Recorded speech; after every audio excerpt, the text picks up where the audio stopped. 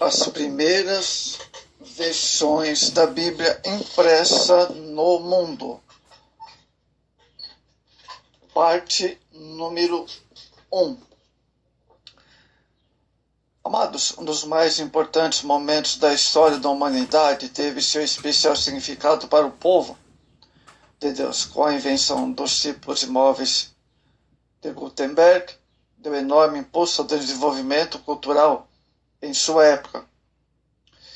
Mas também possibilitou aos reformadores multiplicar num ritmo impressionante as traduções da Escritura, essencial para a reforma da Igreja cristã, indispensável para o cumprimento da grande comissão. E vamos falar aqui de um breve relato sobre o pioneiro alemão e sobre o posterior disseminação da Escritura, inclusive no Brasil, onde pela graça e pela providência de Deus, com esforço e dedicação e dos crentes consagrados, a Bíblia acabou sendo distribuída em nossa língua. A providência de Deus que levantou os reformadores também capacitou o ser humano a criar a imprensa gráfica, o que é uma evidência do cumprimento das palavras de Cristo, escritos convosco todos os dias da sua vida. Vamos ver, desenvolvimento e expansão da tipografia. Amados, o alemão Johannes Gutenberg, 1397-1468, é considerado o pai da imprensa, mas ele já era conhecido bem antes do seu nascimento.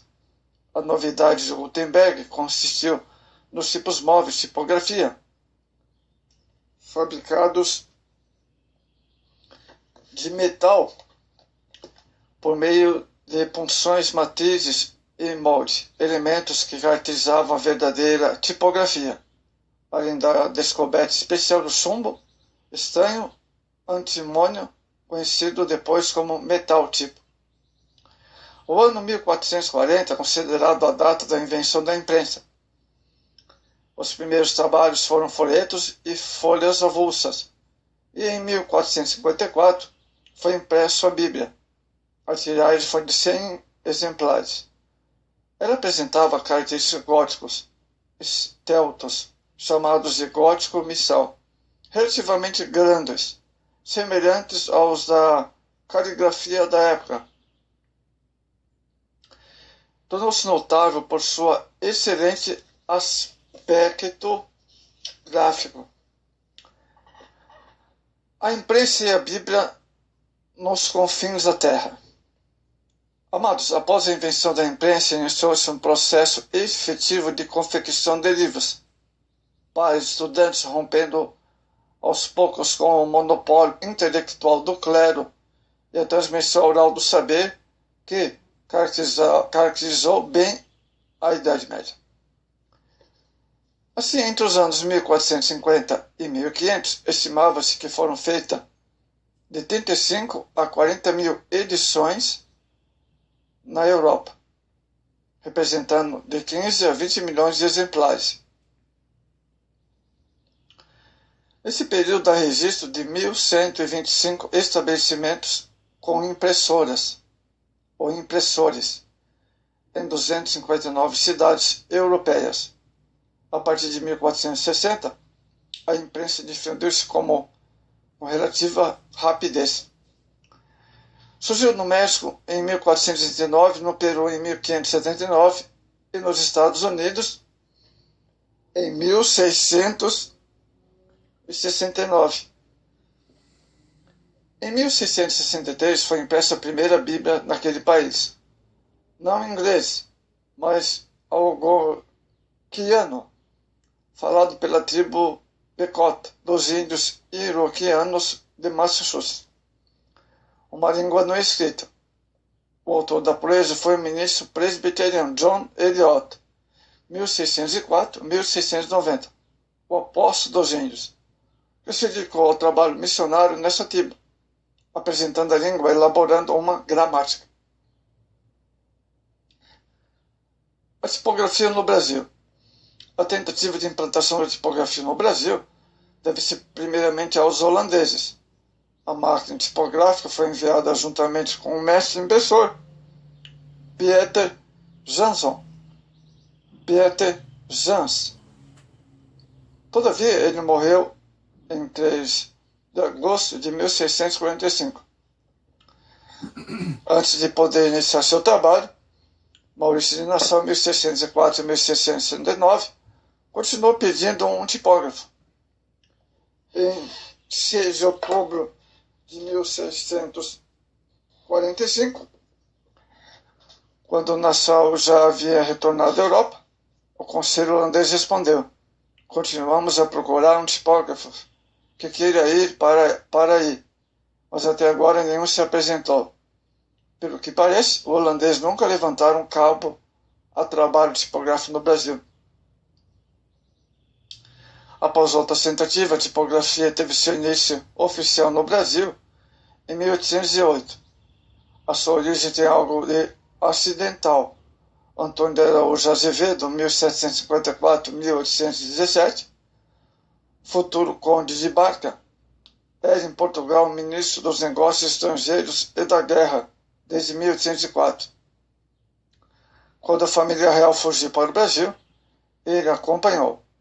Na precipitação da fuga, Azevedo mandou que colocasse no porão de Medusa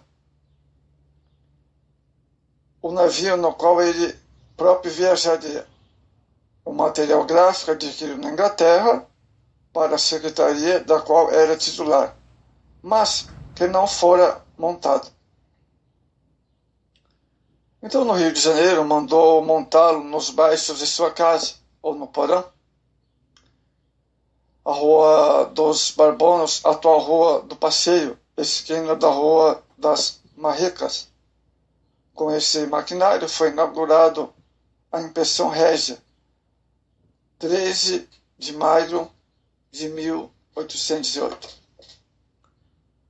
Vamos ver as primeiras traduções protestantes da Bíblia, com a invenção da imprensa por Gutenberg. Então, amados, a reforma teve o objetivo principal uma volta à Escritura Sagrada, a fim de reformar a igreja que havia entrado ao longo dos séculos em decadência teológica, moral e espiritual. Um estudo cuidadoso daquele período mostra uma preocupação em levar os ensinamentos de Cristo a todas as gentes. A Bíblia começou a ser sistematicamente traduzida, conforme a necessidade, passava por inúmeras revisões e edições a fim de conciliar fidelidade aos originais com a clareza necessária. Partindo desses princípios, nos países que abraçavam a reforma, se preocupavam em colocar a Bíblia na língua do povo. E para esse fim, a tipografia foi fundamental, para que todos tivessem acesso à sua leitura, imprimindo as cópias então da Bíblia. Os reformadores queriam que se a Escritura estivesse numa língua acessível aos povos, todos que quisessem poderiam ouvir a voz de Deus, e todos os crentes teriam acesso à presença de Deus. Vamos ver então a primeira Bíblia da tradução em inglês, a tradução do Wycliffe, 1382-1384. A primeira completa da tradução da Bíblia para o inglês foi feita em 1382 a 1384, por John Wycliffe. 1329, o ano que nasceu Nicholas de Hereford, que viveu até 1420, e John Purvey, 1353, e viveu até 1428, coube a Nicholas, ou Nicholas, melhor dizendo, a tradução da maior parte do Antigo Testamento. Todavia, tanto a versão de Wycliffe como a revisão de Purvey só circularam em forma de manuscrito, já que a imprensa com tipos móveis ainda não foi utilizada. A versão de Purvey foi impressa em 1731 e a de Wycliffe em 1848. Então, essas duas primeiras traduções da Bíblia no mundo. Temos a tradução de Lutero. Lutero traduziu a Bíblia para o alemão e foi uma obra primorosa, sendo considerado o marco inicial da literatura alemã. Certa vez alguém disse de forma poética que o trabalho de Lutero consistia numa assombrosa ressurreição da palavra, estando a mais diante possível de uma fria exposição de um labor didático de um filólogo. Também é mais que um trabalho de artista, em busca de um estilo especial, de um estilo pessoal. É o esforço, sem dúvida, dramático, feliz, de um pregador que quer converter, ou melhor, de um médico que se curar, trazer seus irmãos, os homens, todos os homens, remédios milagrosos que acabaram de curar. Então, é o esforço, sem dúvida, dramático e feliz. A tradução da Bíblia francesa, 1535, traduzida por Pierre Robert Olivetan, 1506 a 1540, primo de Calvino, foi o primeiro tradutor protestante francesa das Escrituras, olha só. Encomendada, paga pelos valdenses. Traduzida diretamente dos originais hebraicos, gregos, ela foi utilizada pela primeira geração de calvinistas franceses na proclamação do Evangelho. O Novo Testamento foi editado em 1534, em francês, saindo a segunda edição, em francês, em 1535, incluindo o Antigo Testamento. Essa edição foi revisada, prefaciada por Calvino, posteriormente pelo reformador Beza, e fez nova revisão da Bíblia francesa, que continuou sendo revisada de quando em quando no século seguinte. A Bíblia de Genebra. A Bíblia de Genebra é uma tradução inglesa feita em 1560. O Novo Testamento foi publicado em 1557, com uma introdução feita por Calvino. Foi diversas vezes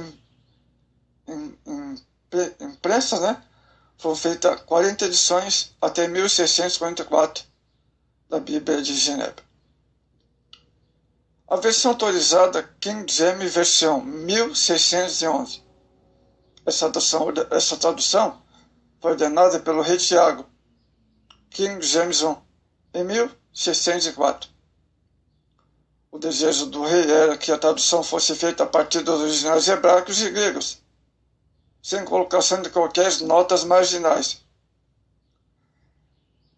e que fosse usada por todas as igrejas da Inglaterra. Ao que parece, o rei Tiago nomeou 54 eruditos para a realização desta obra. Constam apenas os nomes de 47 que trabalharam na tradução. Os trabalhos foram divididos entre 6 grupos, 4 dos quais se dedicaram ao Antigo Testamento e 2 do Novo Testamento. Durante 3 anos, 2 grupos trabalhavam em Oxford, 2 em Westminster e 2 em Cambridge. No final desse tempo, 2 tradutores de cada uma dessas cidades foram a Londres supervisionar a impressão da Bíblia. Amados, vamos ver a Bíblia e os seus divulgadores no Brasil nessa segunda parte.